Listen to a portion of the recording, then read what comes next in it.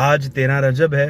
ہمارے گھر آل محمد کے گھر ایک پیغام واجب سمجھ کے دینے لگا ہوں اپنی پردے والی ماؤں بہنوں کو. اب چھوڑ دیں حدیث قصہ کی تلاوتیں. ان عظیم شخصیات کے آگے سورج کو چراغ دکھانے کے برابر ہے. نہ میری جان.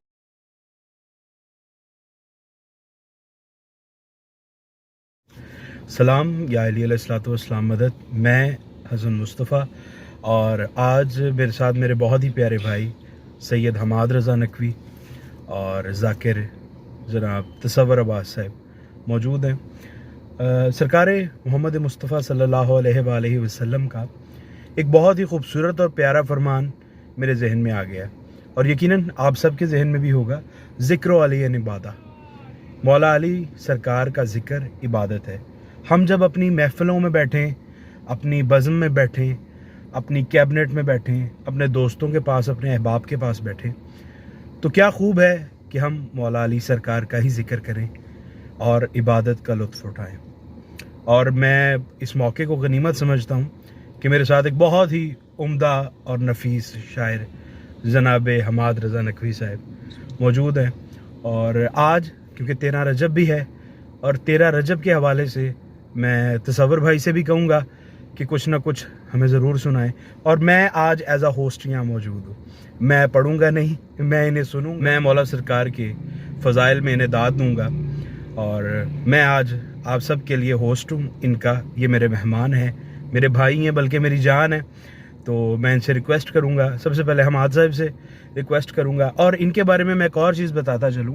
سید حماد رضا نقوی صاحب یہ جناب سید شرر نقوی صاحب انڈیا سے، یہ ان کے شاگرد ہیں شاعری میں.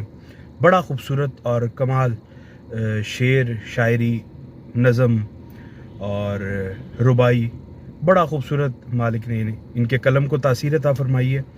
چلے آئیں آج کیونکہ 13 رجب ہے اس کے حوالے سے ہی میں حماد بھائی سے کہوں گا کہ ہمیں کوئی نہ کوئی چیز سنائیں. بسم اللہ. جی السلام علیکم. یا علی علیہ الصلوۃ والسلام مدد. مالک کریم اللہ ہمارے بھائی قبلہ علامہ حسن مصطفیٰ صاحب کو، میرے بھائی ذاکر اہل بیت تصور بھائی کو صبح محشر آباد و شاد رکھیں. آج کے دن کے سب سے پہلے تمام مومنین کو مبارکباد. 2 سے 3 قطعات میرے بھائی کی فرمائش پر. آپ خود ہماری فرمائش. جی شکریہ. 13 رجب ہو اور کوئی فیصلہ نہ ہو.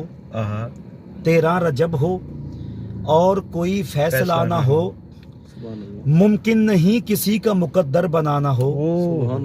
13 رجب ہو اور کوئی فیصلہ نہ ہو.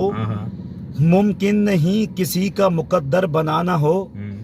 مرحب کی ماں یہ کہتی تھی ممکن نہیں کبھی. مرحب کی ماں یہ کہتی تھی ممکن نہیں کبھی. جو سامنے علی کے گیا ہو مرانا ہو. مرحب کی ماں یہ کہتی تھی ممکن نہیں کبھی. جو سامنے علی کے گیا ہو مرانا ہو. اب چھوڑ دیں حدیث قصہ کی تلاوتیں. میں ایک پیغام واجب سمجھ کے دینے لگا ہوں اپنی پردے والی ماؤں بہنوں کو. اب چھوڑ دیں حدیث قصہ کی تلاوتیں. وہ بیبیاں کے جن کے سروں پہ ردا نہ ہو. اب چھوڑ دیں حدیث قصہ کی تلاوتیں. وہ بیبیاں کے جن کے سروں پہ ردا نہ ہو. میں نے کہا تاریخ کہہ رہی تھی مصلی جلا مگر.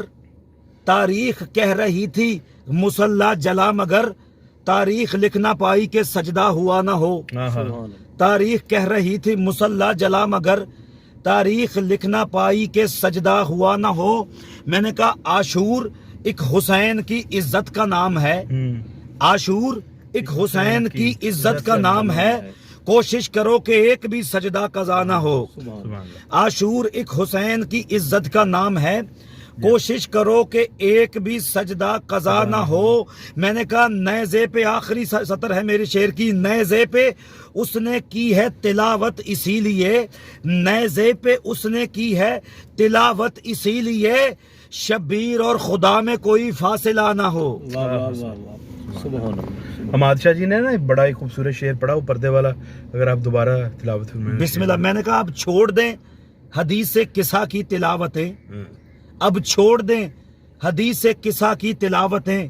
वो बीबियां के जिनके सरों पे रिदा ना हो। मैं ना यहाँ एक छोटा सा आप सबको पैगाम देना चाहता हूँ कि हम जब आले मोहम्मद अलैहिस्सलाम के ज़िक्र में जाते हैं और एक ज़र्रा बराबर भी अगर हम अपनी नज़र के ऊपर, अपने हाथों पे, अपने आप पे, अपने वजूद पे हम गौर नहीं करते ना, तो आप सिर्फ एक चीज़ याद रखें कि जब हम आले मोहम्मद के ज़िक्र में होते हैं तो आले मोहम्मद वहाँ मौजूद होते हैं। हमने अपनी आँखों, अपने हाथों पे, अपने कानों पे, अपने जिस्म पे खुद कंट्रोल करना है। सरकार अबुल फजल अब्बास अलैहिस्सलाम देख रहे होते हैं। बेशक। और ये मेरी माएँ बहनें जब आज़ादारियों में शरीक होती हैं तो उन पे लाजिम है कि वो अपने पर्दे का ख़ास ख्याल रखें।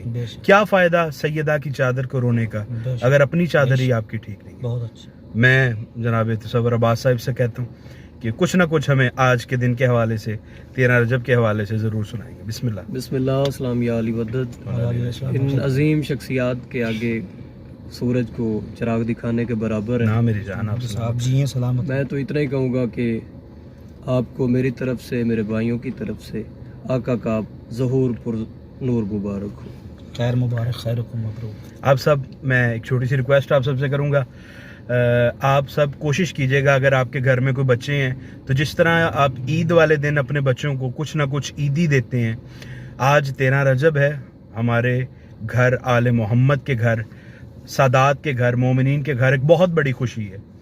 आप सबसे पहले हमारे वक्त के इमाम को मुबारकबाद दें कि उनके दादा का नज़ूल है आज के दिन, और उसके बाद अपने बच्चों को कुछ ना कुछ, जैसे ईद के ऊपर देते हैं, इसी तरह आज के दिन उन्हें कुछ ईदी दें और वो बाहर जाके अपने दूसरे दोस्तों को बताएं कि हमें हमारे घर से ईद मिली है और आज हमारे मौला का नुज़ूल है, हमारे घर आज ईद है।